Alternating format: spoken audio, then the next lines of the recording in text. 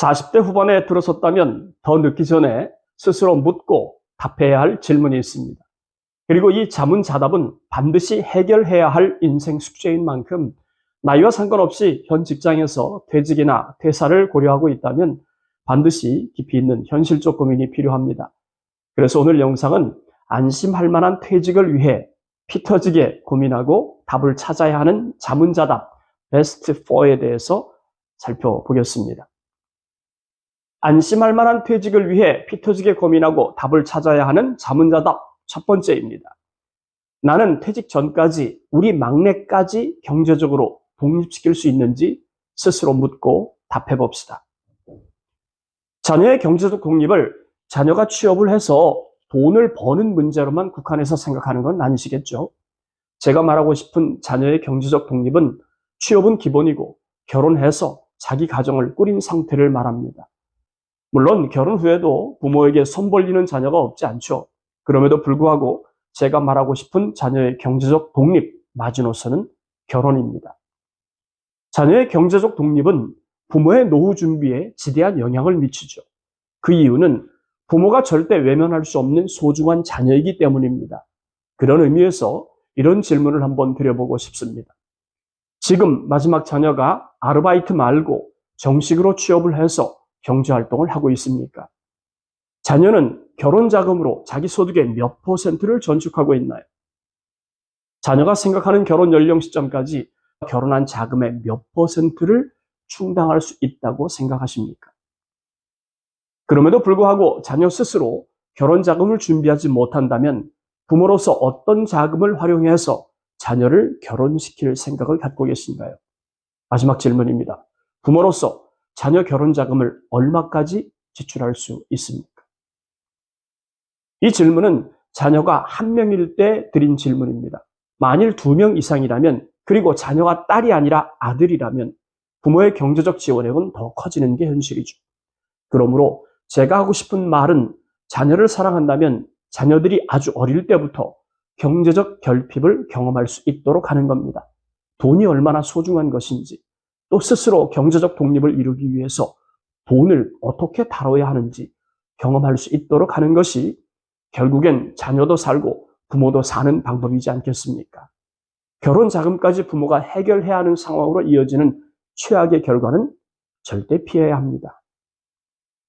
안심할 만한 퇴직을 위해서 피 터지게 고민하고 답을 찾아야 하는 자문자답 두 번째입니다. 나는 원치 않는 일로 현재의 소득이 끊어진다면 플랜 B 소득 전략이 있는지 스스로 묻고 답해 봅시다. 2019년 통계청에서 발표한 경제활동 인구조사 고령층 부가조사에 따르면 50에서 64세 신중년들이 가장 오랫동안 다니던 직장에서 퇴사했던 연령이 50세에서 52세로 66.9%가 퇴사하고 있는 실정입니다. 그 다음으로 38세에서 46세가 25.9%니까 이 두 가지를 합하면 무려 92.8%가 52세가 되기 전에 퇴직이 아니라 퇴사한다는 결론에 도출할 수 있습니다. 이것은 한창 일해야 할 50대 초반에 가계 경제를 지탱하는 월급 단절이 발생할 수 있는 확률이 무려 93%에 이른다고 볼 수 있지 않겠습니까? 그런데 진짜 문제는 그럼에도 불구하고 그 다음을 위한 준비는 지극히 낙관적 자세를 경지하고 있다는 점이겠죠. 이를테면 이런 겁니다. 회사 그만두면 쪽발집이나 하지 뭐. 이런 답변을 들을 때마다 제가 드리는 질문이 있어요. 족발에 대해서 얼마나 알고 계십니까? 또 예산은 어느 정도가 필요하다고 생각하시나요? 족발집은 어디가 좋을까요? 마케팅은 어떻게 할 생각인지, 고객 타겟층은 어느 연령대를 생각하고 계십니까? 사이드 메뉴는 무엇으로 하면 좋죠? 회사 그만두면 바로 하실 겁니까? 혼자 하실 건가요? 알바를 두실 건가요? 질문은 포커스가 떨어질 만큼 질비합니다. 하지만 한 가지로 압축하면 이런 질문이겠죠. 돈 있으세요? 지극히 당연한 질문이지만 즉답이 나오질 않았습니다.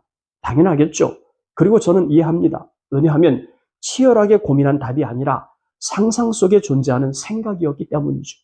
아직 현실은 아니었으니까요. 현재의 소득을 대체할 만한 플랜 B는 하루아침에 이루어지는 것이 아니라는 걸 잘 아시죠? 플랜 B가 그렇게 쉽게 만들어진다면 걱정할 필요 없습니다. 제가 하고 싶은 이야기의 핵심은 상상 속에 존재하는 그것을 플랜 B로 만들기 위한 구체적 과정을 검토해야 한다는 점입니다. 그래야 실패를 최소화하면서 플랜 B를 정착시킬 수 있으니까요. 소득은 현실이고 깡패입니다. 말이 조금 거칠지만 사실 아니겠습니까? 소득 없는 현실 생각해 보세요. 하루에 10,000원 한 장으로 버틸 수 있을까요? 예, 버틸 수 있습니다. 그런데 그 다음 날도 또 그 다음 날도 10,000원으로 하루를 버티는 게 가능하겠습니까? 나 한 사람이야 가능할 수 있겠죠. 하지만 가족 모두가 버틸 수 있는 돈은 절대 아닙니다. 그리고 그런 삶에서 행복이라는 키워드가 존재할 수 있겠습니까? 에게 10,000원이 뭐라고 10,000원 있어도 그만 없어도 그만 아닌가? 극단적 비유지만 10,000원 한 장에 주는 가치를 폄하하는 일이 없었으면 좋겠습니다. 그러므로 오늘까지 가계 경제를 지탱했던 월급이 끊어질 수 있다는 가정을 세우고 플랜 B를 고민해야 합니다. 이왕이면 할 줄 아는 것으로 또 오랫동안 할 수 있으면 더 좋겠죠. 안심할 만한 퇴직을 위해서 피 터지게 고민하고 답을 찾아야 하는 자문자답. 세 번째입니다. 나는 퇴직을 위해서 어떤 출구 전략을 준비하고 있는지 스스로 묻고 답해 봅시다. 누가 저한테 그러더라고요. 퇴직하면 하는 거지 무슨 전략이 필요하냐고 말입니다. 예, 맞습니다.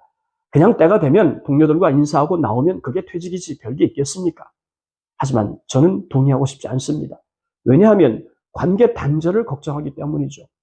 저처럼 평소 하던 일을 퇴직 이후에도 할 생각을 가지고 있다면 더욱 중요합니다. 인생을 독불장군처럼 살 수는 없으니까요. 주변 사람들의 크고 작은 도움을 받는 것이 중요합니다. 그런 점에서 저는 40대 중반부터 화두를 가지고 살았는데요. 2022년 퇴직하는 그해의 화두는 잘 헤어지자였어요. 늘 하는 말이지만 처음 만날 땐 대부분 박수치면서 환영합니다. 하지만 헤어질 때도 반드시 박수치면서 헤어지는 건 아니죠. 그러므로 헤어질 때도 서로 박수치고 격려하고 또 계속 연결되는 헤어짐이 중요합니다. 퇴직한 지금 생각해보면 잘 헤어져야 한다는 생각을 화두로 삼고 준비했던 건 정말 잘한 일이라는 생각이 드네요. 물론 앞으로가 더 중요한 일이겠죠. 하고 싶은 말은 퇴직 전과 퇴직 후, 그날 이전과 그날 이후가 연결되는 삶을 계획하자는 거예요. 제 경우는 계속 강의를 할 생각을 가지고 있었기 때문에 퇴직 전 직장과 연계할 수 있는 준비가 필요했습니다. 그렇게 되려면 제가 하고 싶은 강의의 방향을 미리 선정해서 집중하고 경쟁력이 있다는 인정을 받는 것이 중요했죠. 결과적으로 지금은 전 직장과 윈윈하면서 강의를 계속 이어가고 있습니다. 뿐만 아니라 전 직장과 연결된 교육기관과도 연결될 수 있었죠. 이는 지난 10년 동안 퇴직 후 플랜을 준비했던 결과 중에 하나라고 생각을 합니다. 그러므로 어떤 일이 되었든 그날 이후를 위한 준비가 필요합니다. 그것이 제가 생각한 출구 전략의 핵심이죠. 저마다 생각하는 그날은 다릅니다. 하지만 특별히 노력하지 않아도 맞이하는 그날은 있습니다. 퇴직하는 날, 중도에 퇴사하는 날, 소득이 끊어지는 날, 폐업하는 날, 큰 빚을 지게 되는 날. 생각해보면 가계 경제가 뒤틀릴 만한 그날은 한두 가지가 아니죠. 저마다 처한 환경이 다른 만큼 자신에게 맞는 출구 전략을 면밀히 검토할 필요가 있습니다. 안심할 만한 퇴직을 위해서 피 터지게 고민하고 답을 찾아야 하는 자문자답. 마지막 네 번째입니다. 나는 퇴직 후에 부부 공동생활 영역에 대해서 배우자와 밀도 있게 대화하고 있는지 스스로 묻고 답해봅시다. 이 또한 절대 가벼운 문제가 아니죠. 하지만 한 가지 주의할 게 있습니다. 부부가 서로 같이 할 수 있는 것의 한계를 설정하는 거예요. 몇 살을 부부가 함께 해야 한다고 생각하면 부작용을 각오해야 합니다. 남편이 출근하는 30년의 시간은 남편도 그렇고 아내도 그렇고 각자의 영역에서 적어도 하루 중 12시간 정도는 자유롭게 살았죠. 하지만 퇴직한 이후에도 12시간 이상 떨어져서 보낼 수 있다고 장담할 수 있을까요? 자칫하면 갈 곳도 없고 할 일도 없는 일상이 이어지면서 24시간 붙어 있어야 하는 비극과 마주할 수 있습니다. 그러니 각자의 활동 영역을 만드는 건 기본입니다. 그리고 배우자의 영역을 침범하지 않는 선에서 최소한의 공동생활 원칙을 설정하고 함께한다는 의미로 받아주셨으면 좋겠습니다. 지금까지 안심할 만한 퇴직을 위해서 피 터지게 고민하고 답을 찾아야 하는 자문자답 베스트 4에 대해서 살펴보았습니다. 첫째, 나는 퇴직하기 전까지 우리 막내까지 경제적으로 독립시킬 수 있는지 스스로 묻고 답해봅시다. 두 번째, 나는 원치 않는 일로 현재의 소득이 끊어진다면 플랜 B 소득 전략이 있는지 스스로 묻고 답해봅시다. 셋째, 나는 퇴직을 위해서 어떤 출구 전략을 준비하고 있는지 스스로 묻고 답해봅시다. 넷째, 나는 퇴직 후에 부부 공동생활 영역에 대해서 배우자와 밀도 있게 대화하고 있는지 스스로 묻고 답하는 시간을 가졌으면 좋겠습니다. 연퇴살이 40년 해법 찾기를 고민하는 고갈TV였습니다. 오늘 영상 여기까지입니다. 감사합니다.